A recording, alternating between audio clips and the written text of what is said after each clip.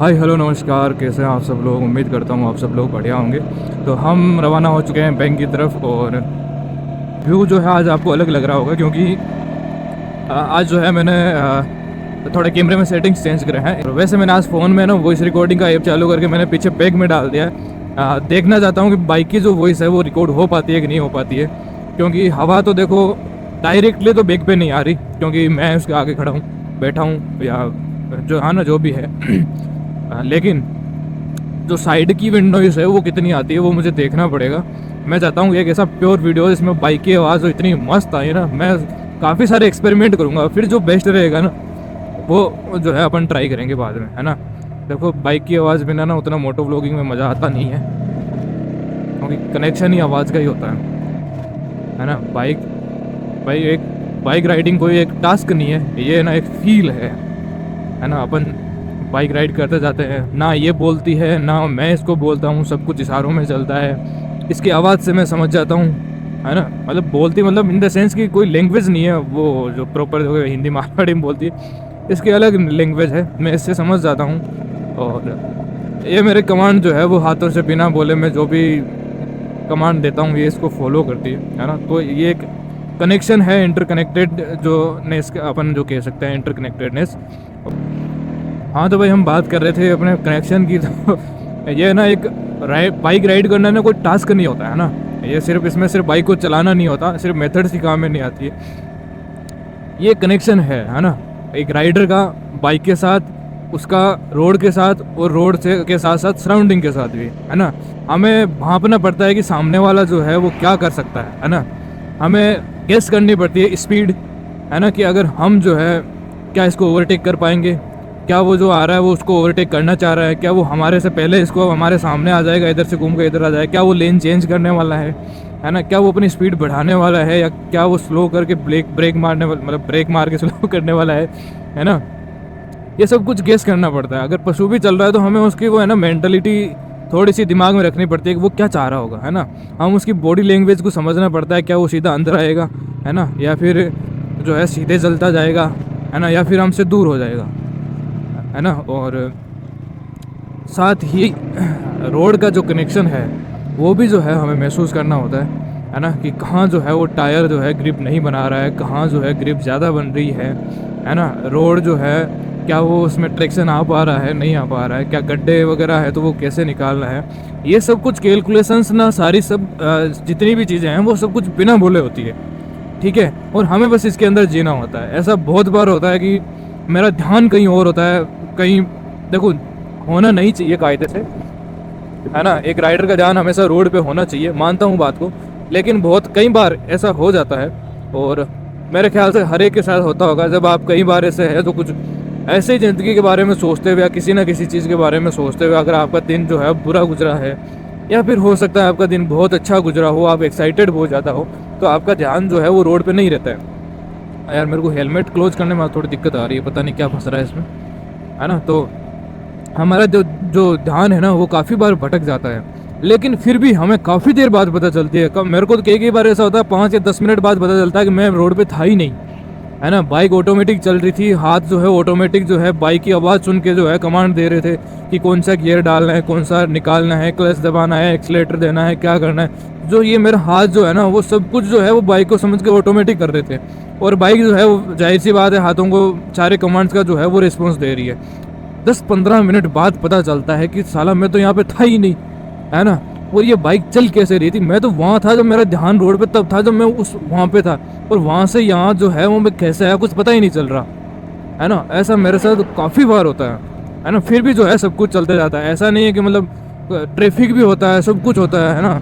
सामने से साधन आ रहा हो, हमें ओवरटेक करना हो, और सब कुछ स्मूथली होता जाता है। और हम अगर ज़्यादा ध्यान रखते हैं ना तो क्या पता उस टाइम जो है ज़्यादा हम गलती करते हैं, क्या पता, लेकिन गलती नहीं होती। मेरे से आज तक ऐसे मामलों में कभी गलती हुई ही नहीं कि मेरा ध्यान कहीं और था और कुछ भी हो गया हो, है ना। तो भाई ये कनेक्शन जो है वो बिल्ड करना पड़ता है, ये एक दिन में नहीं आता। अगर हम किसी दूसरी बाइक पे बैठते हैं तो हम एकदम अपनी बत्ती गुल नहीं कर सकते, और होती भी नहीं है अपनी, है ना। अंदर कहीं ना कहीं से अपना जो है अटेंटिव रहते हैं, है ना, कि कहीं कुछ गड़बड़ नहीं हो जाए, कहीं इसका ब्रेक फेल नहीं हो जाए। क्योंकि कई लोग बाइक ना इतनी ऐसी तैसी करके रखते हैं ना ना उसमें एक्सीलेटर दे रहे हैं चल नहीं रही, या फिर कि एकदम झटके दे के उठ जा रही है ना। क्लच जो है वो काम ही नहीं कर रहा है, एकदम एंड पे जाके छूट रहा है ना। ब्रेक मार रहे हैं, पिछला वाला ब्रेक तो लगता ही नहीं है भाई, कई बार अगले वाला नहीं लगता है ना। आधे आधे ब्रेक लगते हैं है ना। और जो बाइक है जो वो यूं यूं करके चल रही है ना। तो ये सब चीज़ें जब किसी दूसरी बात पोस्चर, हर बाइक का सिटिंग पोस्चर अलग अलग होता है, चाहे वो स्पोर्ट्स ही क्यों ना, सारी स्पोर्ट्स ले लो, सबका एक जैसा जो है वो सिटिंग पोस्चर नहीं होगा। हर कंपनी की हर बाइक मॉडल में जो है सिटिंग पोस्चर अलग होगा, तो उसका यूज टू भी नहीं होते पर, तो एकदम ऐसा लगता है अजीब सी बाइक है, इसको कौन कैसे ही चलाता होगा। लेकिन जब जैसे पहले मैं स्प्लेंडर चलाता था तो मैं उसके हैबिचुअल था, मैं इस पर आया ना एकदम हाथी जैसा, सब कुछ बड़ा बड़ा ऊंचा ऊंचा लग रहा है। अब जब स्प्लेंडर पे चलता है तो एकदम साइकिल सी लगती है। तो बॉडी जो है वो यूज टू हो जाती है इन चीज़ों से। और जब अपन काफ़ी दिनों तक ऐसा जो है चला लेते हैं, बाइक के साथ कनेक्शन हो जाता है ना, फिर ये चीज़ें होने लगती है कि हम अपने ख्यालों में खो जाते हैं और बाइक जो है वो ऑटोमेटिक चल रही है ना। क्योंकि जैसे मैं पिछले 2 साल से यही बाइक डेली राइड कर रहा हूँ, सुबह शाम डेली का जो है 50-55 किलोमीटर जो है मैं राइड करता हूँ डेली, है ना। तो कनेक्शन इतना हो गया ना कि बस ऑटोमेटिक ये तो कमांड जा रहे हैं, ऑटोमेटिक ये कमांड लिए जा रही है, ऑटोमेटिक जो है जंप वगैरह पे स्लो हो रही है, जंप पास भी हो रहे हैं, अगर बीच में गड्ढे भी आ रहे हैं तो उनको यूं यूं करके भी निकल रही है। मतलब मुझे आइडिया भी नहीं है ये होता कैसे है ना। कभी ऐसा नहीं हुआ कि मैंने झटका खा लिया हो। ऑटोमेटिक ही बाइक जो है रुकना स्टार्ट, पता नहीं ये बाइक कह देती है कि भाई मेरे को रोक ले, है ना। देखो यार, एक वीडियो में ऐसा बनाऊँगा जिसमें मैं, जिसका टॉपिक होगा अगर बाइक बोल सकती, है ना। उसका ये टाइटल रखेंगे अपन, काश बाइक बोल सकती। या फिर नहीं, बाइक तो बोलती तो है ही, है ना, अपनी लैंग्वेज में ही बोलो, लेकिन अगर उसको अपन हिंदी में वो कन्वर्ट करें, है ना, तो वो क्या कहना चाह रही होगी, इस बारे में मैं वीडियो बनाऊंगा। और उसमें ना मैं वैसे ही बोलूँगा जैसे मान लो उस टाइम पे बाइक जो एक्चुअल में कहना चाह रही हो, है ना, वो वाले लेंगे। उसमें मेरा कुछ भी शब्द नहीं होंगे, सब कुछ बाइक्स का होगा, ऐसे समझ के मैं वीडियो बनाऊंगा, है ना। एक ऐसे समझ लेना मैं जो भी बोलूँगा वो बाइक बोल रही हो, है ना, वैसा वाला। काफ़ी इंटरेस्टिंग टॉपिक है, मज़ा आएगा, है ना। और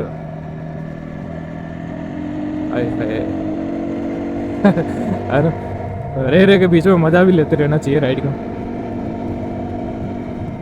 आज देखता हूँ फील्ड ऑफ व्यू कितना वाइड आता है, जब मैं कैमरा निकालूंगा चेक करूँगा तब। हालांकि मेरे को लग रहा है काफ़ी वाइड आएगा आज शॉट हमेशा से, क्योंकि हमेशा ना सिर्फ इतना सा आता है, टंकी वगैरह नहीं आती। आज मेरे ख्याल से टंकी वगैरह इसमें आ रही होगी, है ना। और पता नहीं ऊपर भी कितना व्यू आ रहा होगा, मैं इसको एक बार ऊपर नीचे भी करके देखूँगा तो हल्का सा, है ना। तो मेरे ख्याल से इस बार परफेक्ट रहने वाला है मामला। मैंने इतने दिन जो वीडियो बनाए वो परफेक्शन वाले नहीं थे। देखो ऐसे ही सीखता है इंसान, एक्सपेरिमेंट कर करके, और करते रहना चाहिए, है ना, ज़रूर करते रहना चाहिए।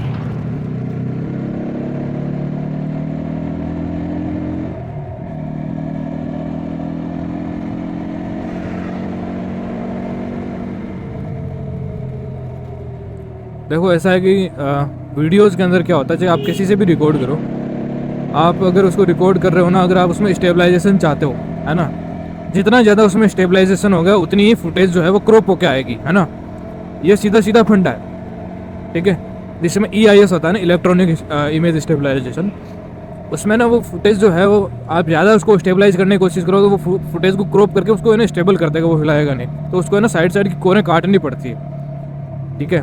तो ये तो फैक्ट हमेशा, वो मैंने पहले ध्यान नहीं दिया था। मैंने सोचा रोक स्टडी प्लस ऑफ क्या फ़र्क पड़ता है, फील्ड ऑफ व्यू तो सेम ही रहता होगा, है ना। फिर मैंने आज सोचा कि अगर सेम ही रहना है तो सारे लोग रोक स्टडी प्लस में क्यों नहीं कर लेते। किसको अनस्टेबल फुटेज चाहिए, सारों को स्टेबल फुटेज ही चाहिए ना, तो वो ऑप्शन देने का मतलब भी क्या है ना। अगर ऑप्शन भी देना था तो फिर एक दे देते कि भाई स्टेबलाइजेशन ऑन एंड ऑफ, बस।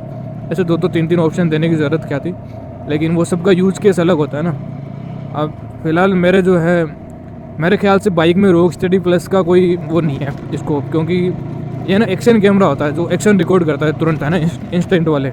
तो जैसे कोई, है ना, स्केटिंग हो गया, है ना, कुछ अपन स्विमिंग कर रहे हैं जिसमें जो है फुटेज फ्रेम है जो इतनी बहुत ही ज़्यादा जल्दी चेंज होती है ना, इससे इसमें इतना क्विक एक्शंस होते हैं ना, तो उसमें ना स्टेबलाइजेशन हो सकता है ज़्यादा चाहिए, है ना, क्योंकि चाहिए ही होगा फिर, वरना फुटेज जो है स्टेबल नहीं आएगी। तो उसके लिए जो है मेरे ख्याल से वो ऑप्शन है।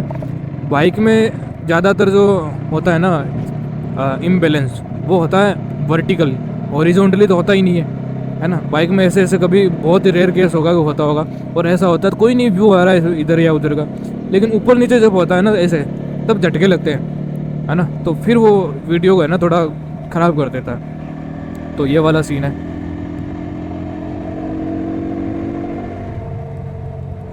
मेरे को ऐसा लगता है बाइक एरिया भाई दबा दे, है ना, एक्सीलेटर दबा दे, है ना, डर मत दबा दे। वैसे मैं डरता नहीं हूँ। देखो अगर हमारे अंदर डर है ना तो हम कभी भी बाइक चला ही नहीं सकते। सबसे पहले बाइक का कोई सा भी काम नहीं कर सकते डर के अंदर, है ना। आपको हमेशा जो है वो पहले डर को काबू करना पड़ेगा। आपको अपने ऊपर विश्वास करना पड़ेगा कि देखो मैं जो है वो काबू कर लूँगा, है ना, मैं कंट्रोल कर लूँगा। और सिर्फ मैं कर लूँगा नहीं, ये भी कंट्रोल हो जाएगी, है ना। आप सिर्फ अपनी कैपेबिलिटी पे भी नहीं बल्कि बाइक की और आपकी दोनों की जो कंबाइंड कैपेबिलिटी है ना, उन दोनों पे विश्वास करना होता है। और विश्वास अंधविश्वास वाला विश्वास नहीं, है ना। आपको एक्चुअल कैपेबिलिटीज़ पता होनी चाहिए कि आपकी क्या है और बाइक की क्या है। आप अपने ऊपर तो खूब विश्वास है कि रोक लूँगा तो बाइक के ब्रेक्स में ही दम नहीं है ना, तो वो रुकेगी कैसे। आपने पूरे मार दी, फुल जोर लगा दिया, लेकिन करोगे क्या तो वो रुकेगी नहीं, है ना। तो ये सब चीज़ें जो हैं आपको ध्यान में दोनों को चीज़ों को ध्यान में रखना पड़ता है ना। और सिर्फ बाइक की कैपेबिलिटी पे भी नहीं, मान लो बाइक के भी ब्रेक्स बहुत तगड़े हैं लेकिन आपको अपने ऊपर विश्वास नहीं है तो फिर भी आपका जो है वो कुछ नहीं हो सकता। तो ये ना देखो कनेक्शन बनने में ना टाइम लगता है ना। अब मैंने कभी कोई दूसरी बाइक चलाई नहीं है, चलाऊँगा तो मुझे पता चलेगा कि मैं कितने दिन में यूज टू होऊंगा। इसको मेरे को यूज टू होने में उतने ज़्यादा दिन लगे नहीं थे। देखो बॉडी है ना बहुत ही जल्दी इन चीज़ों को अडेप्ट करती है। आप मुश्किल से 5 या 7 या 10 दिन के अंदर अंदर जो है आप यूज टू हो जाते हो। लेकिन कुछ चीज़ें ऐसी होती है जिनमें काफ़ी लॉन्ग टाइम चाहिए होता है, जो पूरा कनेक्शन बिठाने के लिए, है ना। तो वो वाला है। तो इसमें तो मेरा इतना कनेक्शन बैठ चुका है कि मतलब कब क्या करना है मुझे पता रहता है। मैं भगाता भी हूँ ना तो मुझे पता रहता है कि हाँ मैं यहाँ से पहले रोक लूँगा। तो वहाँ कोई गड़बड़ हो रही है तो मैं डरता नहीं, मैंने कहा चलने दो, है ना। जब वहाँ पे जाके रोकने की बात आएगी ना तब जाके वो मैं एक्शन लूँगा, ठीक है। और अभी तक जो है वो देख लो 24,394 किलोमीटर, 24,394 है ना, हाँ इतनी चल चुकी है। और भगवान की दया से देखो मैं सब कुछ अपने ऊपर नहीं लेता हूँ, भगवान का भी काफ़ी बड़ा रोल रहता है। मैं तो कहता हूँ सारा भगवान का ही रोल रहता है ना। अपने आप को सेव करने के लिए भगवान के आशीर्वाद के बिना जो है वो कुछ भी पॉसिबल नहीं है। हम अपने ऊपर चाहे कितना ही घमंड कर लो कि मैं ये कर दूँ वो कर दूँ, देखो अपने कुछ भी हाथ में नहीं है। अल्टीमेटली जो हाथ में है ना वो ऊपर वाले के हाथ में है। तो हमें जो है ग्रेटफुल तो रहना चाहिए। तो इसी को ध्यान में रखते हुए मैं कह रहा हूँ कि भाई भगवान की दया से अभी तक मेरे साथ कुछ भी ऐसी अनहोनी अभी तक नहीं हुई है। और ये बाइक जो है ना आज तक नहीं गिरी मेरे से, आज तक खड़े भी नहीं गिरी है। इसके ऊपर ना एक भी स्क्रैचेस भी नहीं है अभी तक, है ना। गिरने के, टूटने के या किसी के अड़ने के या किसी के अंदर ठोक दियो वैसे वाले एक भी स्क्रैचेस नहीं है 25,000 चलने के बाद में। क्योंकि इस बाइक को कभी किसी ने और ने टच करा ही नहीं है, ना बाइक ने किसी और को टच कराया ना किसी और ने बाइक को टच कराया, ठीक है। तो आप ये ऊपर वाले की कृपा ही समझो, है ना। मैं तो बस एक मीडियम हूँ उसके लिए, भगवान के लिए जो ये सब कुछ करवा रहा है ना। तो ये बात है। जब कोविड टाइम था ना, जब मैं भर के वीडियोस देखता था, भर के जो बाइक्स के बारे में वीडियो आ जाए वही देख डालता था, जो वीडियो है वो देख डालता था।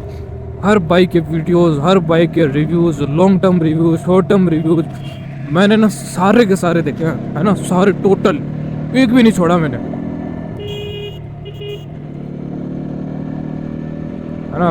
सुबह से लेके शाम तक बाइक्स हो गए, कार्स हो गए, इतना मेरा नॉलेज जो है वो गेन। देखो आप लोगों के एक्सपीरियंस से सीखते तो हो, है ना। लोग बताते हैं कि इसमें ऐसा होता है, इसमें ये हुआ था, इसमें वो हुआ था।